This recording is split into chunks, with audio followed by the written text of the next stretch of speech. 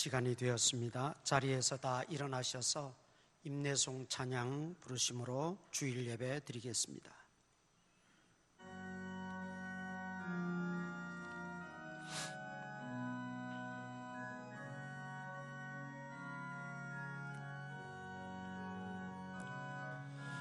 지존하신 주님 이름 앞에 모두 무릎 꿇고 다 경배. 거룩하신 주님 보좌 앞에 엎드려 절하세. 예수는 그리스도, 예수는 주, 하나님의 영으로 경배 드리리.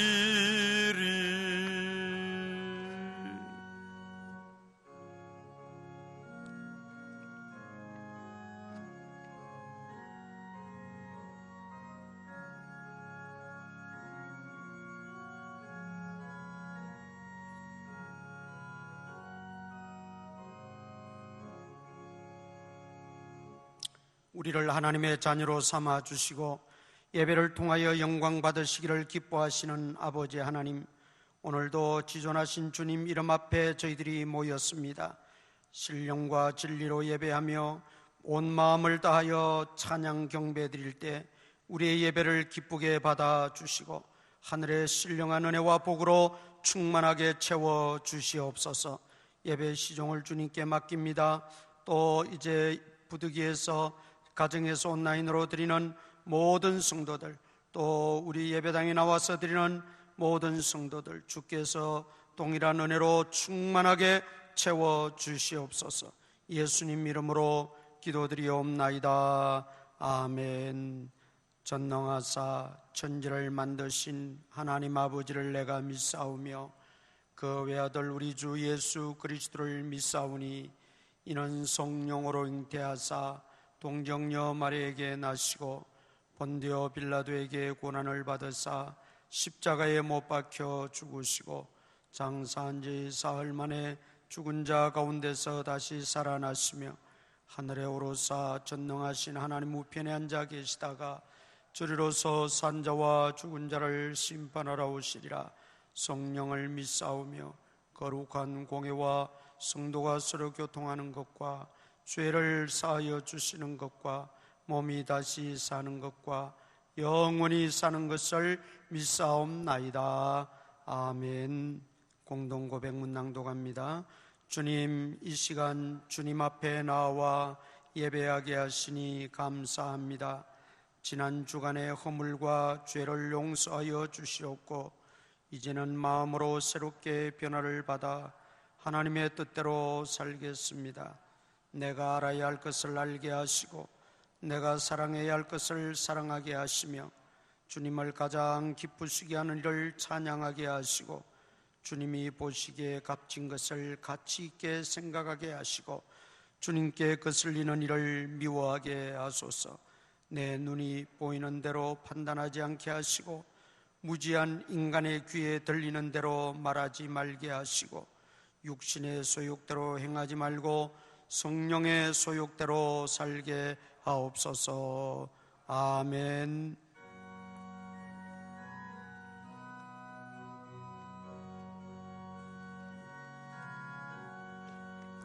죄짐에 눌린 사람은 다 주께 나오라. 주 말씀 의지할 때에 곧 평안 얻으리. 의지하세 의지하세 주 의지하세. 구하시네 구하시네 곧 구하시네. 장구원 주신 주께서 보혈을 흘렸네. 눈같이 희게 할 피에 온몸을 잠그세. 의지하세 의지하세 주 의지하세. 구하시네 구하시네 곧 구하시네. 길 되신 우리 구세주 널 인도하시네. 너 지체 말고 믿으면 잠복을 받겠네. 의지하세 의지하세 주 의지하세. 구하시네 구하시네 곧 구하시네. 온 성도 하나 되어서 영광길 걸으면 한없는 은혜 받아서 영원히 누리리. 의지하세 의지하세 주 의지하세. 구하시네 구하시네 곧 구하시네.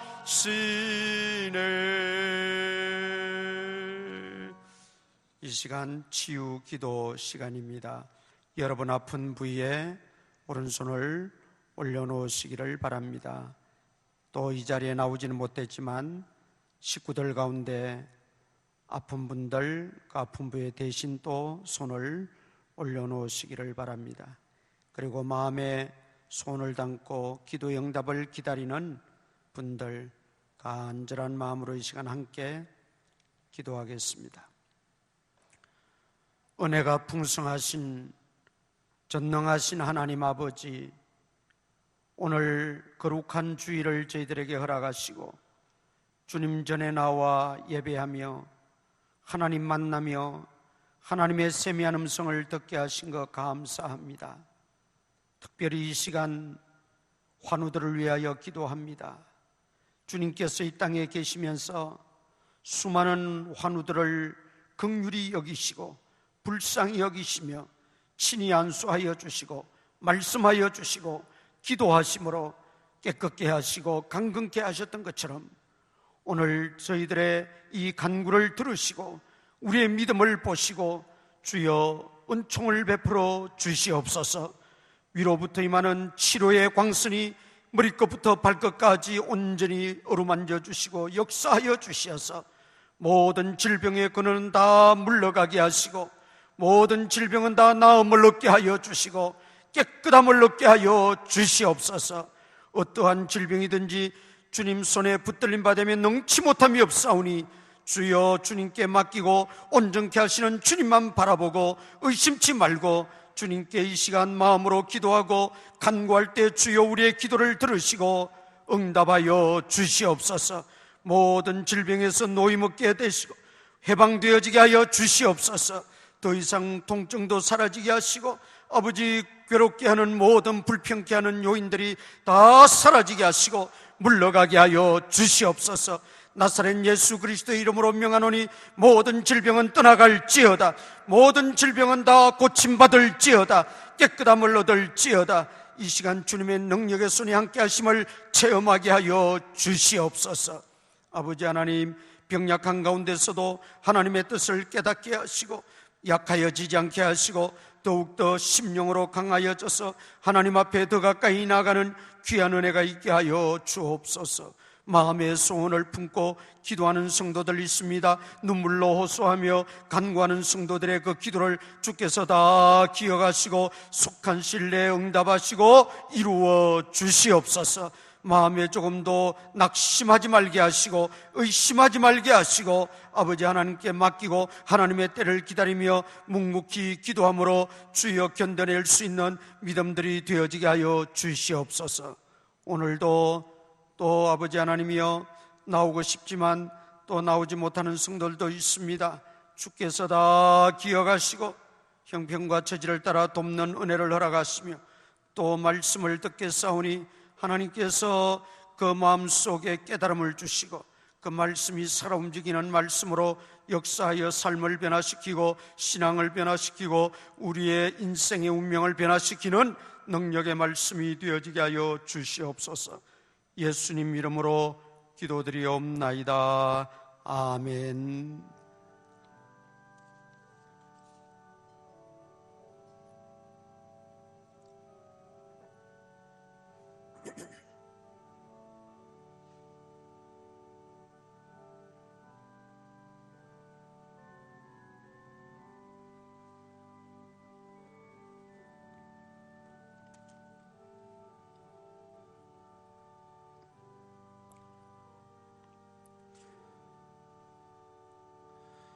전도팀에게 세임과 능력 주시사 한마음 한뜻으로 힘써 기도하고 행하여 교회가 부흥되고 주님의 나라가 확장되게 하옵소서.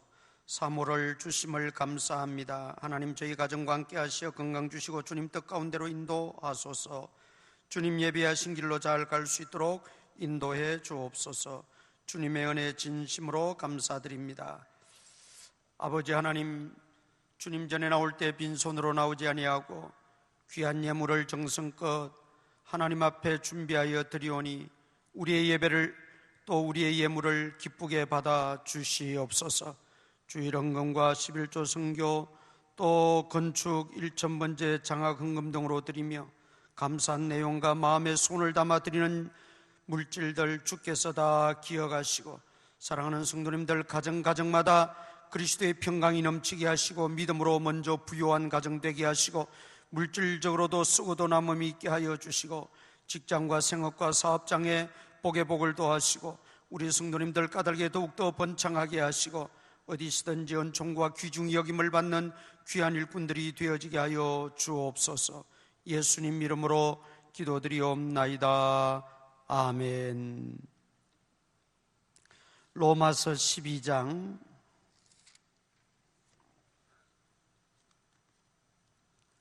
로마서 12장 1절에서 2절까지 우리 같이 한 목소리로 합독하시겠습니다. 로마서 12장 1절에서 2절까지입니다. 다 같이 읽겠습니다. 시작. 그러므로 형제들아 내가 하나님의 모든 자비하심으로 너희를 권하노니 너희 몸을 하나님이 기뻐하시는 거룩한 산 제물로 드리라. 이는 너희가 드릴 영적 예배니라.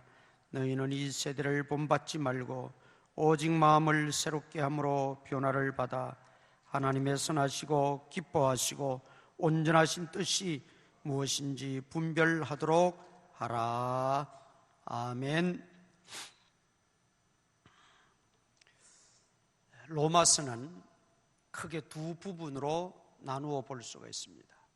1장에서 11장까지를 전반부라고 말하는데 구원 얻는 도리, 어떻게 하면 구원을 얻을 수 있는가? 모든 사람이 죄를 범하였음에 하나님의 영광에 이르지 못하더니 구원받지 못한다는 것이죠. 또 의인은 오직 믿음으로 말미암아 살리라. 믿음으로 의인되고 믿음으로 구원받는다는 그 도리를 전반부에서는 기록하고 있어요. 그리고 12장부터 16장 후반부에는 구원받은 하나님의 사람들, 그리스도인들이죠. 성도지요. 우리 그리스도인들이 어떻게 세상 속에서 살아갈 것인가, 그 삶의 문제를 거론하고 있습니다. 그 그리스도인으로서의 삶의 문제를 거론하면서 첫 번째 사도 바울이 강조하고 있는 것이 바로 예배자로서의 삶입니다. 예배자로서의 삶. 그러면 그 예배자는 단순히 교회만 나와서 어떤 형식을 갖추어 예배드리는 그것만을 말하는 것은 아니라, 사도 바울이 지금 말씀하고 있는 것은 또 주님이 요구하는 예배는 영적인 예배라는 거죠. 영적인 예배. 이 영적인 예배를 우리가 또 한 번 더 생각해 보면 육적 예배도 있구나 하는 걸 알 수가 있죠. 육적 예배가 있구나. 영적인 예배. 이것이 바로 그리스도인으로서 가장 먼저 갖춰야 될 우리의 모습이고 본분이고 또 책임이기도 하다 하는 것입니다. 그러면 우리가 영적 예배자가 되어야 되는데, 그래야 하나님이 그 예배를 받으시는데, 그 영적 예배라고 하는 것은 첫째는 이런 형식과 틀을 갖추어서 우리가 한 자리에 모여 드리는 예배가 있고, 이것을 우리는 의식 예배라 그렇게 말합니다. 두 번째는 생활 예배가 있습니다. 이제 예배를 드리고 교회 문 밖을 나가면 세상 속에서 우리가 살아가게 됩니다.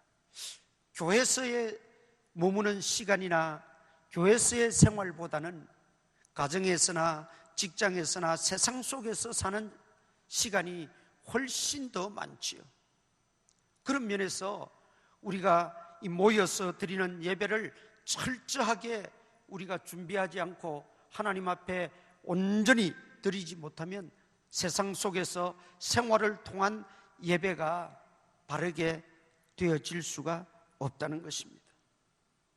그래서 이 의식을 통한 예배와 생활 예배가 일치하고,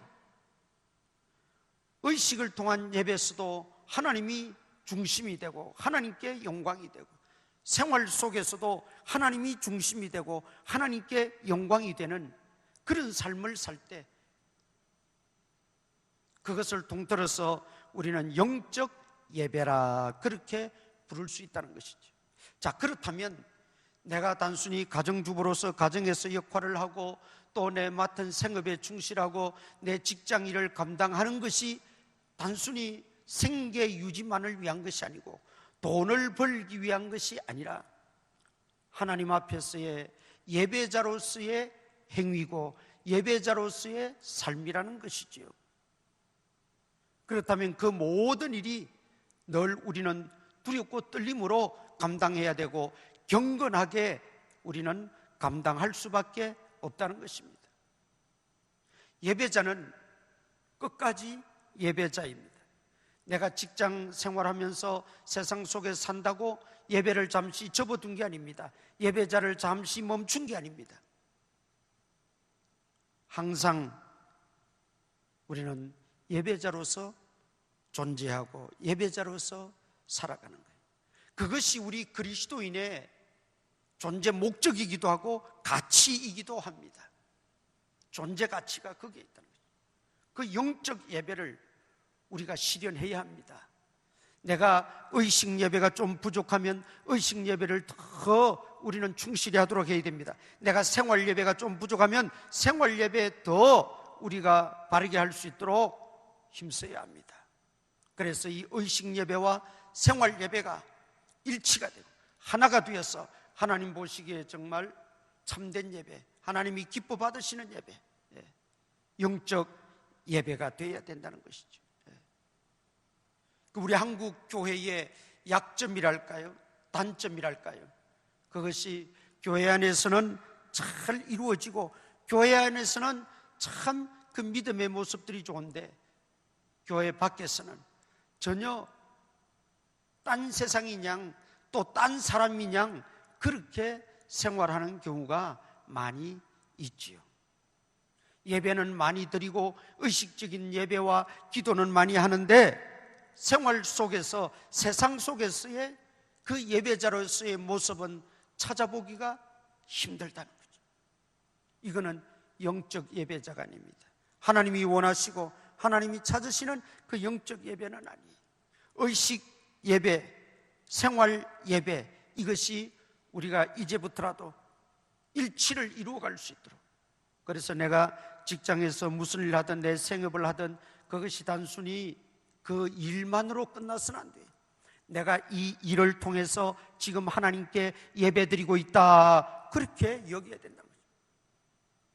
학교를 가는 학생들은 학교에서 수업을 받고 공부를 하는 게 단순히 공부하는 그것이 아니라 내가 이 공부를 통해서, 학업을 통해서 하나님께 영광을 돌려야 되고, 내가 하나님 앞에서 예배드리고 있다, 하나님을 기쁘시게 해야 된다, 하나님 보시기에 참된 예배자로 세워져야 된다. 모든 영역에서 우리는 그런 마음가짐, 태도를 가지고 살아가게 되면 우리가 예배자로서 넘어지지 않고 승리할 줄 믿습니다.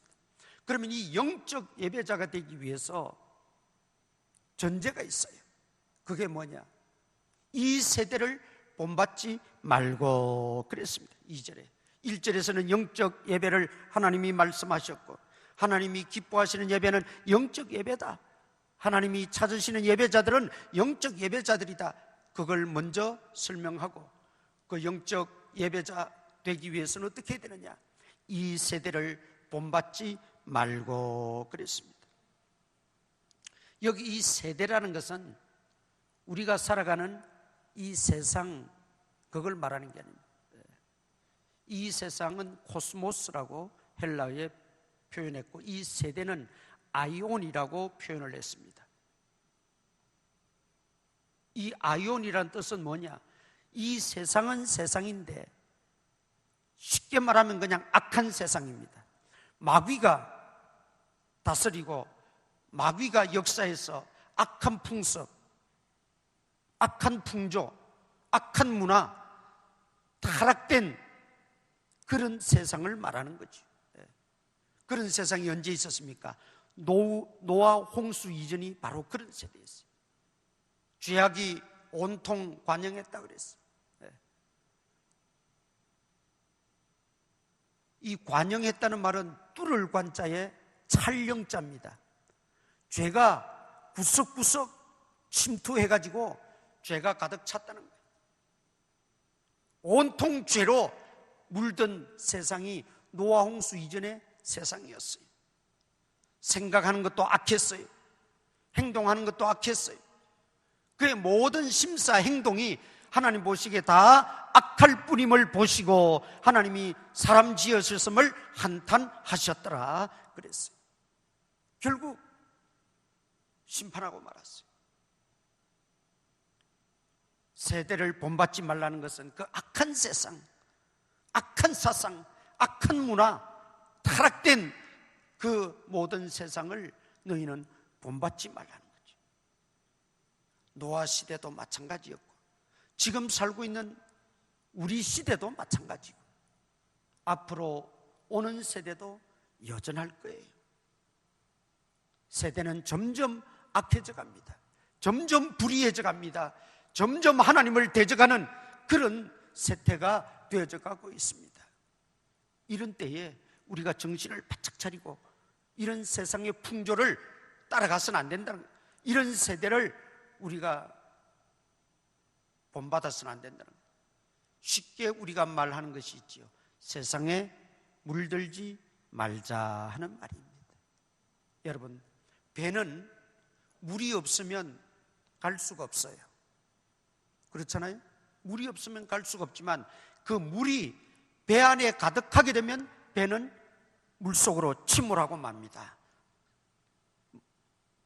그 안에 있는 모든 것 다 던져버려야 되고, 결국 그것도 안 되면 배가 침몰하면서 다 거기에 탄 사람은 죽고 맙니다. 교회가, 우리 그리스도인들이 세상에 물들지 말자는 것은, 이 세대를 본받지 말자는 것은 결국 우리 영혼이 죽기 때문입니다. 물들게 되면 세상의 그 악한 타락된 그런 것들이, 그것이 사상이든 철학이든 문화든 그 어떤 것이든 말이죠, 그런 타락되고 악한 그런 것들이 우리 속에 들어와 우리를 점령하게 되면 결국은 우리는 그 속에서 멸망하고 만다는 것이죠. 그래서 성경 한 군데 찾아보겠습니다. 에베소서 2장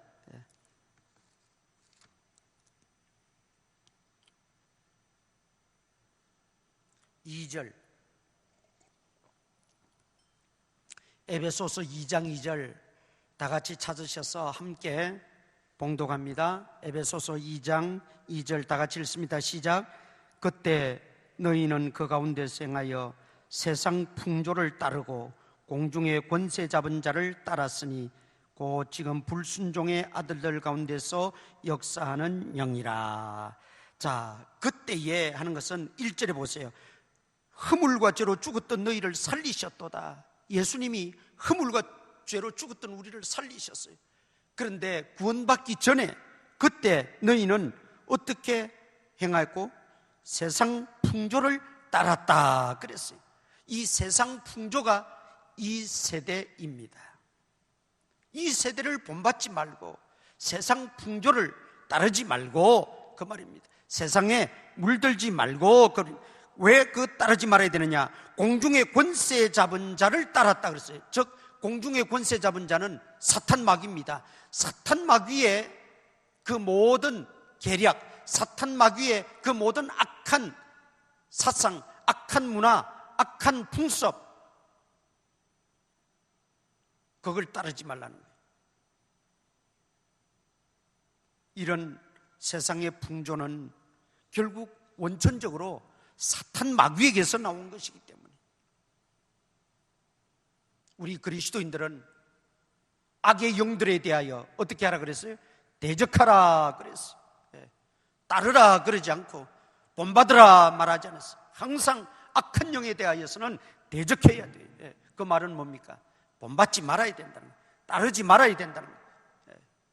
하나님께 대하여서는 순종하고 말씀에 대하여는 순종하지만은 마귀에 대해서는 우리는 불순종해야 되는 거예요. 이것이 이 세대를 본받지 말고. 창세기 6장을 한번 찾아보겠습니다. 창세기 6장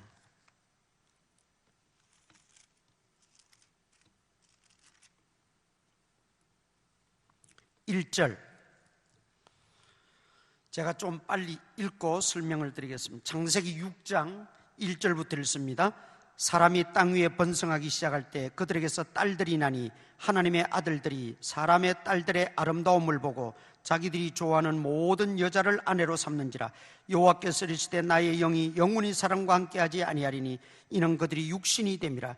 그러나 그들의 날은 120년이 되리라 하시니라. 당시에 땅에는 네피림이 있었고 그 위에도 하나님의 아들들이 사람의 딸들에게로 들어와 자식을 낳았으니 그들은 용사라 고대 명성이 있는 사람들이었더라.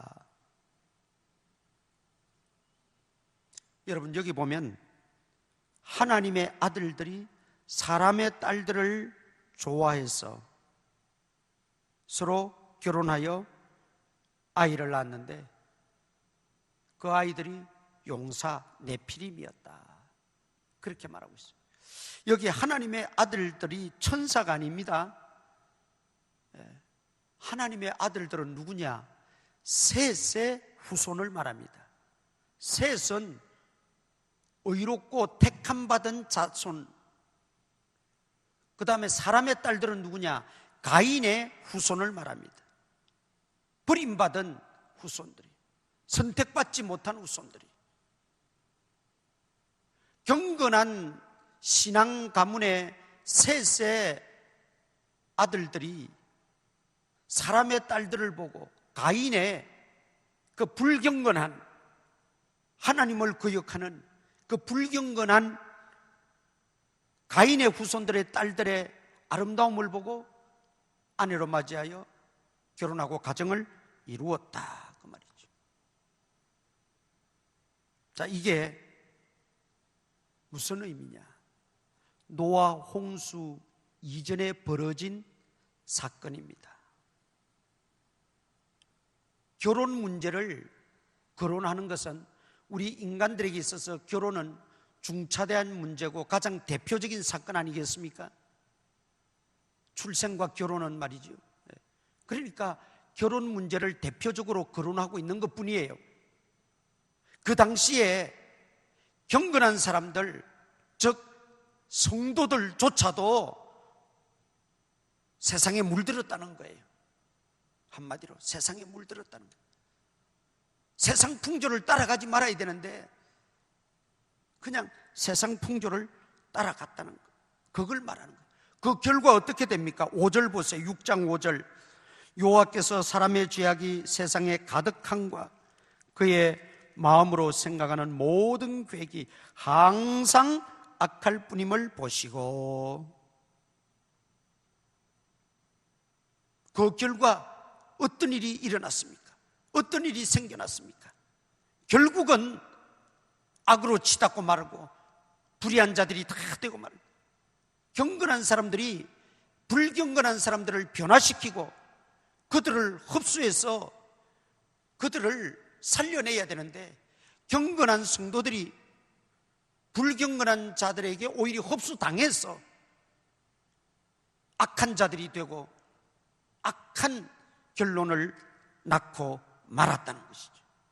결국 하나님은 땅 위에 사람 지으셨음을 한탄하시고 내가 창조한 사람을 내가 지면에서 다 썰어버리겠다, 심판하시겠다, 하나님이 작정하시게 되는 거죠. 그러나 여러분, 노아는 어떠했습니까? 6장 9절에 보면 노아는 의인이요 당대 완전한 자며 그는 하나님과 동행하였다 그랬어요. 노아 가정만큼은 세상에 물들지 않았어요. 이 세대를 본받지 않았어요. 이 세상 풍조를 따르지 않았다 이 말이에요. 노아 가정만큼은.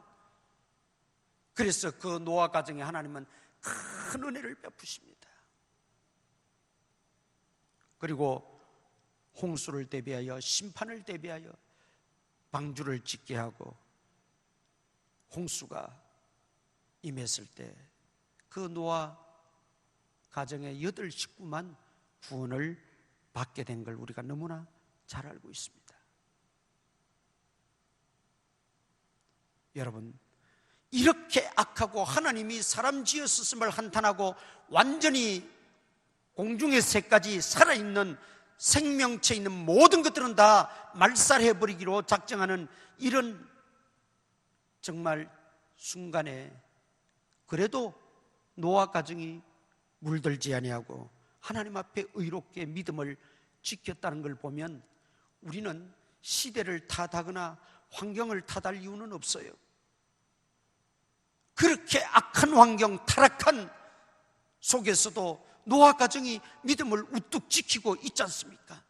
그렇다면 우리는 다 타락한 그 악한 사상이나 악한 사람들을 볼 것이 아니라 믿음을 지킨 의로운 그 노아 가정을 우리는 본받아야 된다는 것이죠. 우리는 노아 시대와 방불하는, 롯의 시대와 방불하는 오늘 이 시대를 살아가고 있습니다.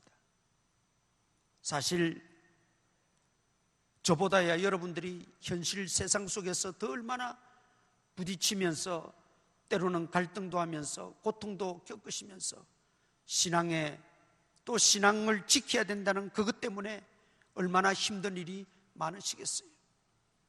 그럼에도 불구하고 우리가 놓치지 말아야 될 중요한 신앙은 이 세대를 본받지 말아야 된다는 거예요. 주님의 명령이기 때문에. 주님이 그것을 너무나 잘 아셨어요. 사도 바울도 그걸 너무나 잘 알았어요.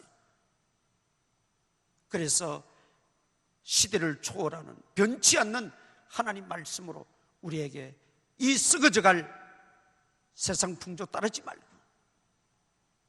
내 영혼을 멸하는 이 세대를 본받지 말라는 것이죠. 사도 바울이 이 세대를 본받지 말고 또 에베소 교회를 향해서는 이 세상 풍조를 따르지 말라고 했을 때는 당시에가 로마가 지배하고 있던 시대였습니다. 그 로마는 정복하는 도시마다 도시 건설을 합니다.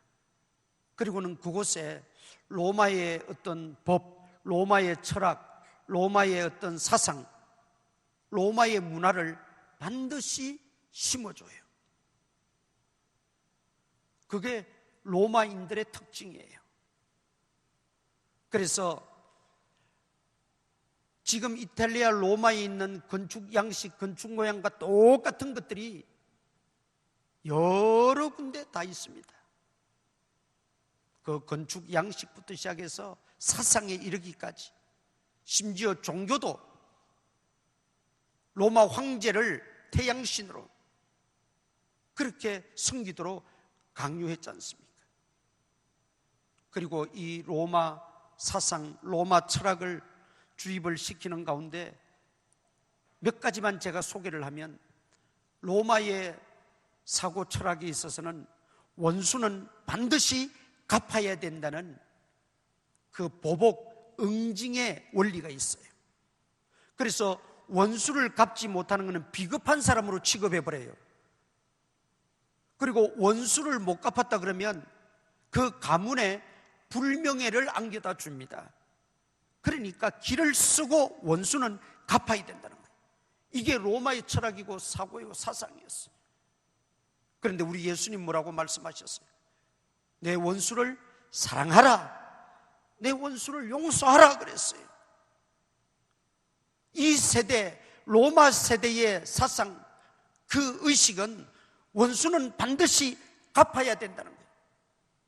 그런데 이 세대를 본받지 말고 너희는 원수를 오히려 기도하고 원수를 사랑하고 원수를 미워하지 말라는 거예요. 이게 예수님의 사상이었어요. 그리고 또 하나, 로마에는 로마 시민보다도 노예가 더 많았어요. 노예 숫자가 더 많았어요. 그 노예 숫자가 많다는 것은 뭘 말합니까? 노예는 농기구들하고 같이 취급을 당했어요.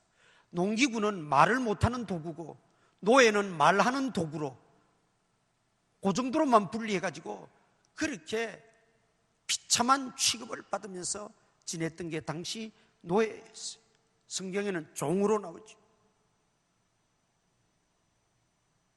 그 노예들이 주인의 말 한마디에 죽는 신용도 해야 되고, 심지어 죽을 권리조차도 없었어요. 노예에게는 아무런 권리도 없어요.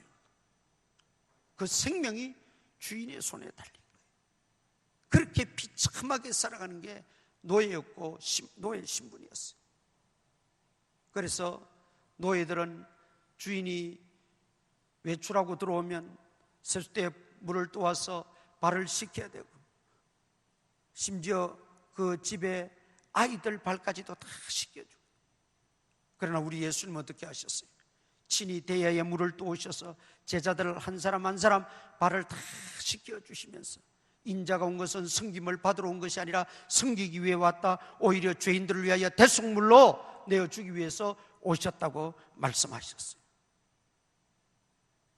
이 세대를 본받지 말라는 거예요. 그래서 할 수만 있으면 높은 자리 차지하려고 그러고, 높은 자리 상석에 앉으려고 그러고, 대접받으려고 그러고, 그게 당시 로마 문화의 특징이에요. 그래서 그 당시에 나온 말이 로얄 박스라는 말이에요. 로얄 박스. 그 임금들이 앉는 자리예요. 아주 고귀한 귀족들이 앉는 자리를 로얄 박스라 그래요. 지금도 뭐 로얄 박스라 그래서 요즘은 뭐 없어졌는지 모르겠는데, 경기장에 가도 로얄 박스 그래서 제일 비싸요. 제일 중요한 자리, 제일 좋은 자리, 제일 잘 보이는 자리, 제일 안전한 자리, 그걸 로얄 박스라 그래서 비싸게 책정해 놓고 있잖아요. 그게 왜냐? 대접받는 거예요. 승김받는 거예요. 내가 이 정도다 뻐기는 거예요. 의시되는 거예요. 자기를 자랑하는 거예요. 이게 로마 문화였어요. 그러나 그런 가운데서 우리 예수님을 비롯해서 사도들 또 바울은 항상 승김을 강조했어요. 너희가 대접받고자 하느냐? 먼저 대접하라. 이게 우리 그리스도인의 삶의 원리였어요. 그러나 로마 원리에서는 먼저 대접하는 것은 약한 자예요, 못난 자예요, 가난한 자예요, 종이에요, 노예예요. 이런 풍조가 그 당시에 만연해 있었다는 거죠. 사도 바울은 예수님의 분부를 받고 바로 그런 세대 속에 살는 그리스도인들에게 너희는 이 세대를 본받지 말라. 성경적 가르침과 그리스도의 정신과 어긋나는 이 세대를 본받지 말라. 그렇게 강조하고 있는 것입니다. 그러면 이 세대를 본받지 않아야 되는데, 대표적으로 오늘 우리가 살고 있는 이 시대를 가장 뚜렷한 특징을 하나 말씀드린다면 뭐겠습니까? 여러 가지 설명할 수 있지만은 저 나름대로 뽑은 것은 물질 만능 세대가 되어버렸습니다. 물질 만능주의가 되어버렸어요. 언젠가 한번 실제로 앙케이트 조사를 했어요. 고등학생들에게 1000명에게 앙케이트 조사를 했어요. 지금 당장 당신에게 10억을 준다면 1년 동안 감옥살이 하고 나와도 택하겠습니까? 10억을 줄 테니까 1년 동안 감옥살이 하고 나와도 네가 그 10억을 택하겠느냐. 그런데 놀라운 것은 여러분, 70% 이상이 10억 준다면 내가 감옥 갔다 오겠다 그랬어요. 이게 우리가 단순히 흘려들을 것이 아니고 얼마나 이 세상이 물질 만능주의로 변해버렸는가 하는 걸 우리에게 말씀하는 거예요. 물질이나 재산이 틀렸다, 나쁘다는 게 아니에요. 하나님이 없고 그 속에 믿음이 없고 단순히 물질 그 자체로만 여기고 세상 사람들이 생각하는 그 가치로만 그렇게 생각한다면 그것은 악한 것입니다. 그래서 성경은 돈을 사랑하지 말라. 왜냐하면 일만 악의 원인이 되기 때문이라 그랬어요. 돈이 악이라는 말이 아니에요. 우리가 세상 사람들과 똑같이 그 돈에 대한 가치를 두고 그것을 추구하고 추앙한다면, 맘모니즘에 빠진다면 성경이 말하는 이 세대를 본받지 말고라는 말씀과는 어긋난다는 것이죠. 우리가 돈을 벌기 위해서 열심히 애를 쓰고 노력하고 직장 생활에서도 힘듦에도 불구하고 우리가 그것을 참고 내 생업에서도 피곤하고 힘들고 때로는 때려치우고 싶은 생각도 있지만은 참고 우리가 돈을 벌고 생활을 합니다. 그것은 참 귀한 일이고 감사한 일이죠. 그런데 중요한 것은 그 목적이 세상 사람들과는 달라야 된다는 거죠. 그 돈에 대한 우리의 생각이, 돈에 대한 그 가치관이 우리 그리스도인들은 달라야 된다는 거죠. 물질 만능이 아니라, 만능은 하나님 만능주의지 물질 만능주의가 아니라는 거죠. 그래서 많은 경우에 안타까운 것은 돈 때문에, 물질 때문에 또는 그 적은 이익 때문에 신앙을 팔아먹고 신앙에서 떨어지고 하나님과 멀어지는 경우들이 얼마나 많습니까? 우리는 그걸 경계해야 된다는 거죠.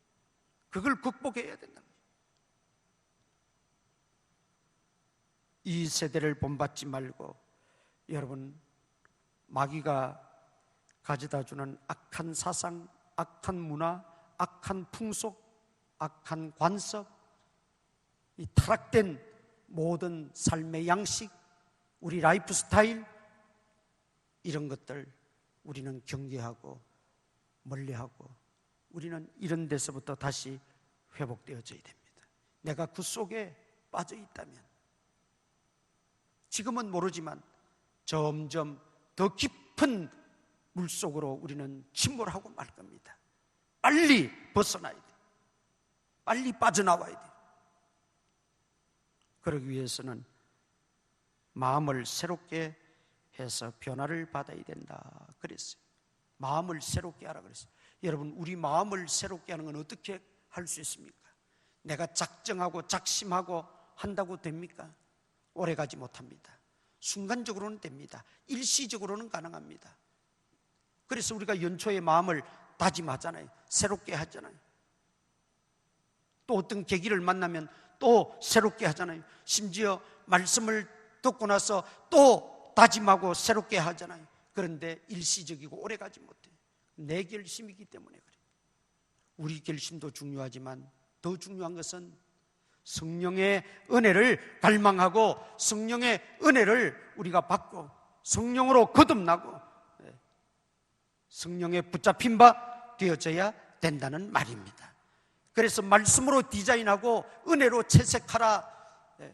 우리가 하나님의 말씀으로 모든 것을 기준을 삼고 내가 설계하고 내가 어떻게 살 것인가를 디자인하고, 그리고 성령의 은혜를 갈망하고 성령의 도우심을 받고 성령으로 충만해서 성령으로 우리는 모든 것을 살아가게 되는 거예요. 마음으로 새롭게 변화받는 것, 성령의 은혜가 덧입혀져야 됩니다. 그래서 날마다 우리는 성령의 은혜를 구해야 되는데, 사도 바울의 모습을 우리가 배워야 돼요. 사도 바울은 어떻게 말씀으로 디자인하고 은혜로 채색하며 살아갔느냐? 첫째, 그는 먼저 자신의 육신을 죽였어요. 나는 날마다 죽노라. 날마다 죽는다는 것은 뭡니까, 여러분? 이 세대를 본받지 않았다는 거예요. 이 세대의 어떤 가치관을 따르지 않았다는 거예요. 영적 가치관, 하나님 나라 시민권자로서의 그 가치관을 가지고 살기 위해서 날마다 죽는다는 거예요. 여러분, 이게 날마다 죽는 게 쉬운 것 같지요? 날마다 죽는 게 쉬운 것 같지요? 사는 것보다 더 어렵습니다. 내가 날마다 죽는 거예요. 세상적 가치관, 이 세상 풍조에 대해서, 악의 영들에 대하여, 악한 사상이나 문화나 악한 가치관, 악한 삶의 스타일에 대해서 매일 죽는 것, 그게 여러분 쉬운 일은 아니에요. 사도 바울은 먼저 자신이 나는 날마다 죽노라 그랬어요. 그리고 죽는다고 끝나는 게 아니에요. 한 가지 더, 그는 날마다 성령의 은혜를 갈망하고 성령 충만을 위해서 그는 몸부림쳤어요. 왜냐하면 자기도 결심해봤거든. 사도 바울만큼 의지가 강한 사람이 없어요. 성경의 사도 바울의 행적 보세요. 사도 바울만큼 독하고 사도 바울만큼 의지가 강하고 사도 바울만큼 철저한 사람이 없어요. 그런데도 넘어지고 쓰러지고 결국은 성령의 은혜가 덧입혀져야 된다는 걸 깨달았어요. 성령의 힘으로만이 가능하다는 걸 알았어요. 그래서 그는 날마다 낙타 무릎이 되도록 무릎을 꿇었다는 거죠. 하나님의 도움을 바라며 무릎을 꿇고 주여 도와주옵소서, 나의 힘이 되어 주시옵소서, 나를 지켜 주시옵소서, 나를 건전해 주시옵소서, 나를 구원해 주옵소서. 오늘 우리에게도 이런 은혜가 있기를 축원합니다. 성령으로 새롭게 우리 마음부터 변화를 받아 이 세상의 풍조를 이길 수 있는 힘, 능력을 우리가 받고 하나님 앞에 의식적인 예배와 생활을 통한 예배, 그 세상 속에 살지만 풍조를 따르지 않는, 그리고 예배자로서 정말 하나님 앞에 온전히 세워질 때 하나님은 정말 우리를 기뻐 받으시는 진정한 영적 예배자로 삼으신다는 것입니다. 오늘 우리가 서 있어야 될 자리는 바로 그 자리입니다. 내가 달려가야 될 자리도 그 자리입니다. 오늘 우리의 지금까지의 삶이 어떠했든지 간에 하나님 앞에 다 회개하고 이제는 이 세대를 본받지 않고 그리스도인의 가치를 가지고 살아가는 우리 모두가 될 수 있기를 축원합니다. 기도하겠습니다. 우리 이 시간 말씀을 다시 한번 되새기면서 회개할 바를 회개하고 주님의 도움을 바라며 결단하며 기도하시기를 바랍니다. 하나님의 뜻을 분별하는 새 생활, 하나님의 기뻐하시는 영적 예배자가 되기 위해서 이 세대를 본받지 말고 우리 결단하며 기도하십시다. 아버지 주님, 기도합니다. 긍휼히 여겨 주시옵소서. 불쌍히 여겨 주시옵소서.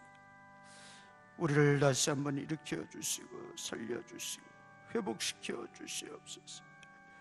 믿음 위에 믿음을 더하여 주시고 이 세상 풍조를 따르지 말게 하여 주시고 이 세상 가치를 따르지 말게 하여 주시고 힘들고 어렵지만 영적 가치, 하나님 나라의 시민권자답게 살아갈 수 있는 저희들이 되어지게 하여 주시옵소서.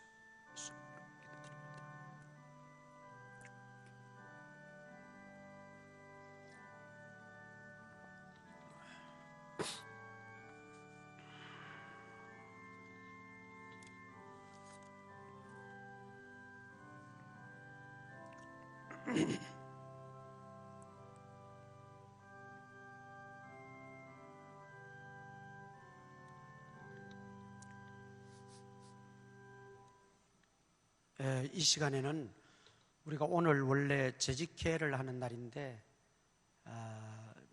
여러 가지 사정상 모여서 우리가 함께 또 재직회를 할 수 있는 처지가 못 돼서 재정부장 이광병 집사님 나와서 재정부에 대한 간단한 보고로 대신하도록 하겠습니다. 방송실에서는 그 재정부 것만 좀 스크린에다가 비춰주시기 바랍니다. 앞에 재정결산보고 앞에 표지만, 그 서명 있는 난 표지만 좀 비춰주세요.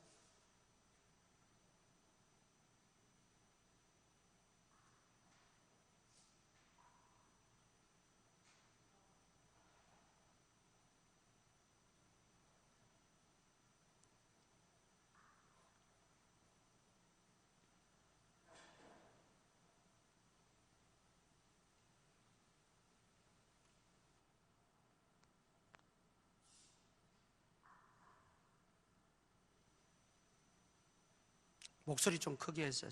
안 되는가 본데 마이크가 안 켜졌어요 지금.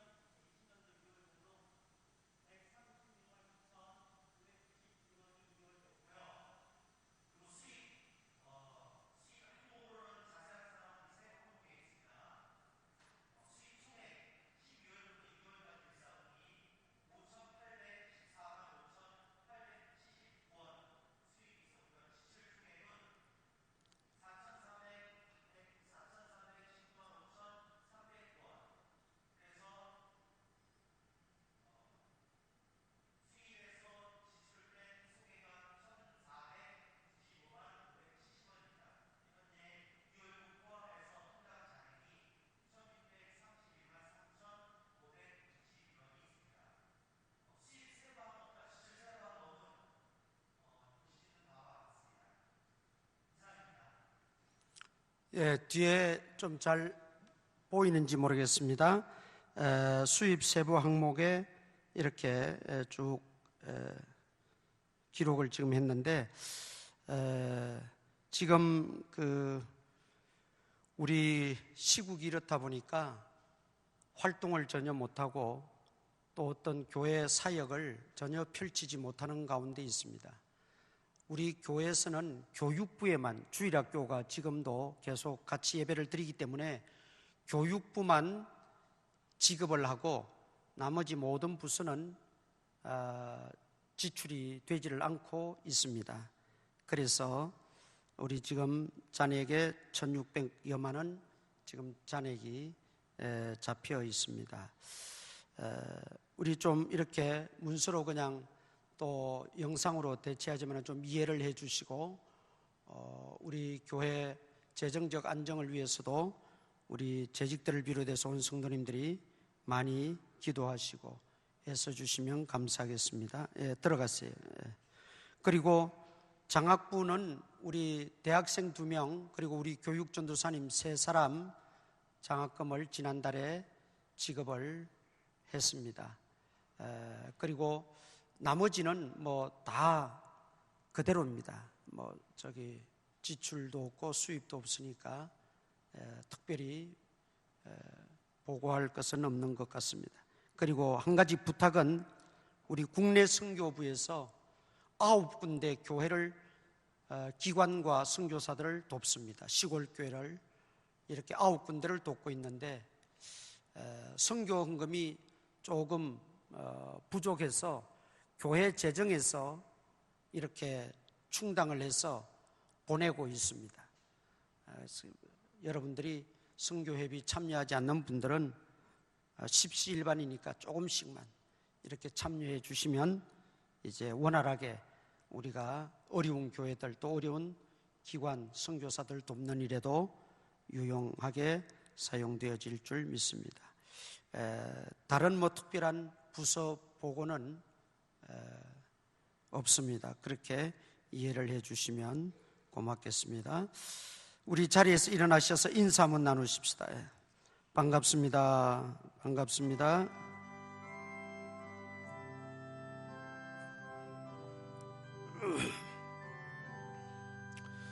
주께로 한 걸음씩 왜 가지 않느냐.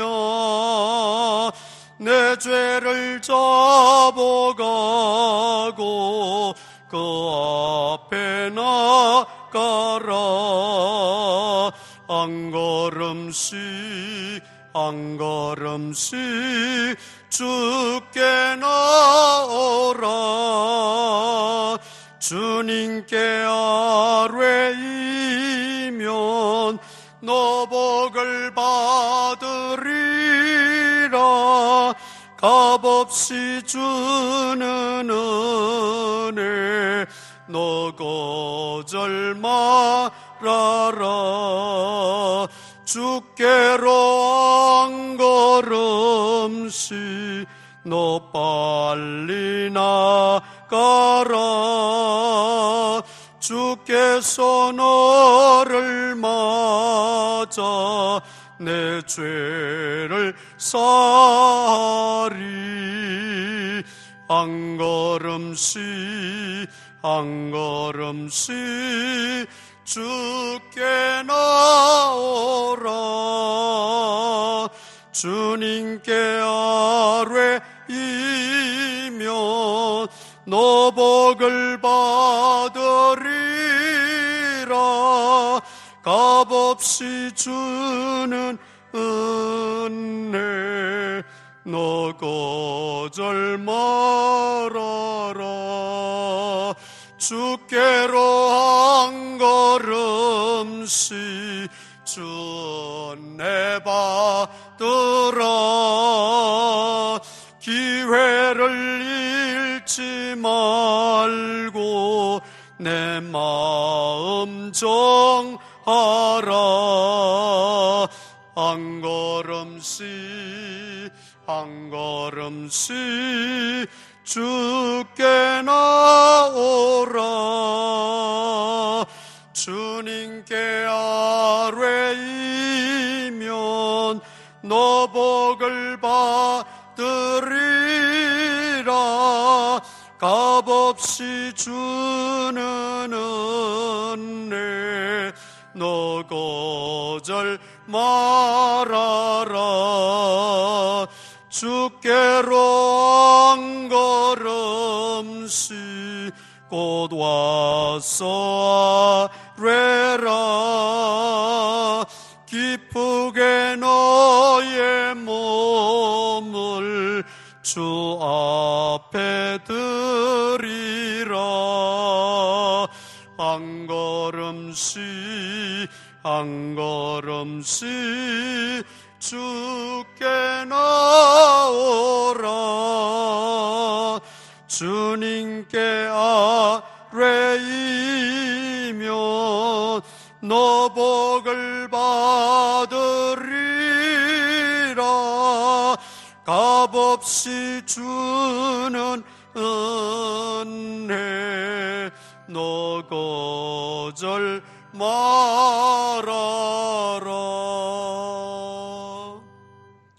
우리 구주 예수 그리스도의 무한하신 은혜와 하나님 아버지의 크신 사랑과 성령님의 감동 감화 교통 역사하심이 오늘도 주의 말씀을 듣고 새롭게 다짐하는 모든 성도들 머리머리 위에 이제로부터 항상 함께 있을지어다.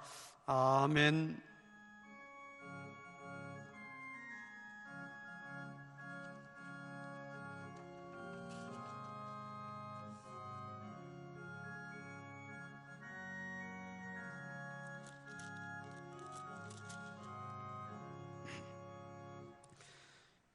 자리에 앉아 주시기 바랍니다. 우리 3월 청소는 에스더 여전도입니다. 에스더 여전도에서 기억하셔서 토요일 나오셔서 청소하는 일에 또 봉사해 주시기를 바랍니다. 그리고 한 주간 또 우리 기도하시면서 승리하시고 또 우리 바이러스에 감염되지 않도록 항상 우리 조심하면서 한 주간을 은혜 가운데 잘 지낼 수 있기를 바랍니다. 예배 마쳤습니다. 안녕히 돌아가시기 바랍니다.